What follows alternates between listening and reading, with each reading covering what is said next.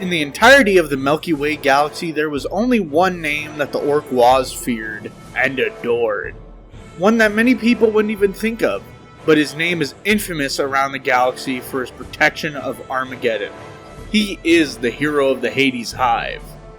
Commissar Sebastian Yarrick. Conscripted into the Astra Militarum at the ripe young age of 7, Yarrick has always had a bitter taste for the orcs. The Greenskin Horde raised his home planet of Taos 11. Yeah, that sucks. Which sucks, but I mean, like, they would have been spared if they subscribed to freelance at youtube.com. Yarrick survived on the planet for about a year alone, using guerrilla tactics and scavenging for food. His continued dunking on the Orcs race on Taos 3 caught the attention of the scholar Progenian, who taught him, at 10, how to be a leader of the Imperial Guard called a Commissar. He immediately intently studied the nonsense of Orc language and became proficient in reading and speaking it.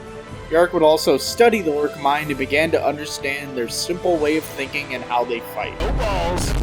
He quickly became one of the most educated on the race of mushroom-based Xenos because of this.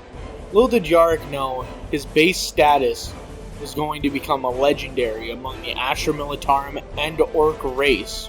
Yarrick was about to become the Doomslayer to Orcs during the Second War of Armageddon. Armageddon already had a bloody history, with the World Eaters and Angron, the bloodthirsty Demon Prince, invading it trying to take it over shortly after the Horus Heresy. But having a planet named after the end times was just asking for a world-ending war. Unbeknownst to Yarrick, while he was on an assignment to reconstruct Armageddon's 4th Steel Legion, a massive space hulk carrying the largest Orc-Waz ever known in the 41st millennium crash-landed with its leader, the Prophet of Gork and Mork himself, Ghazghkull Mag Uruk Thraka. At the time, Yarrick was sent to the Hive City of Hades, sent there by his stupid boss, the greedy and ever-round planetary governor, Von Strav, who has been called the greatest waste of flesh and bone born in the last 500 years. As the Orc-Waz flooded onto the planet's surface, Yarrick sent messages around the Imperium for help, and being stuck in the Hades Hive City, he watched as other parts of Armageddon fell. Yarrick held an impressive defense at the Hades Hive, defeating an Orc warlord in single combat, but losing his arm in the process. This win would terrify the Orc masses and provide a turning point for the war. Yarrick would later don the fallen war boss's Power Claw, in place of his own missing arm. After years of fighting the Greenskin Menace, he was now feared. He made the Orc forces rout, and then finally succumbed to blood loss and fainted. Although his duty had been served and he could technically retire, Yarrick just couldn't let himself rest, where he has devoted the rest of his life towards the downfall of Ghazghkull.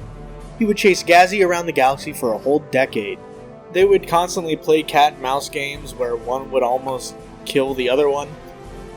But the Commissar was bested when an Orc ambush took them by surprise.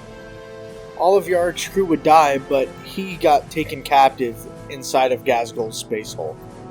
After a failed revolt where he tried to blow up the Space Hulk and killed a few Orcs, he was humiliated by Ghazghull by giving him back his arm and his eye and telling him to get the hell out. Ghazghull did this as mind trickery to get into the mind of Yarrick and to see how humans think, much like how Yarrick did it to him. Ghazghull did inform him that he was going to mount a second invasion towards Armageddon, and the third war of Armageddon. 50 standard years to a day, Ghazghull and his Wa appeared, and they were ready to fight for Armageddon. But unfortunately for them, Yarrick was too. With help from the Black Templars, they kicked Ghazghull off the planet and began pursuing them. And for a while, that was the end of Commissar Yarrick's story. And then tragedy struck. With the new Guardsman Codex coming out, there was no data sheet for our favorite Commissar Yarrick.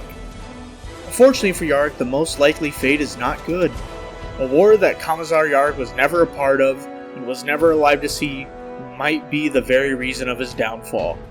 But Angron, the Demon Primarch of the World Eaters, was banished on the world of Armageddon, and has a skull with a very similar looking biotic eye on his skull belt.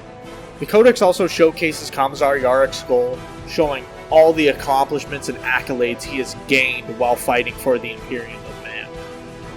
It's not all fun and happy endings, I suppose. If this is where Games Workshop wants to bring an end to the Commissar's story, Angron will have his plate full with the amount of things he has to fight on Armageddon, with Imperial Guardsmen, Space Marines, and Wa Gazgul looking for revenge. But it is sad that we have to see him go, and maybe he'll be resurrected and put into sainthood, if we're lucky.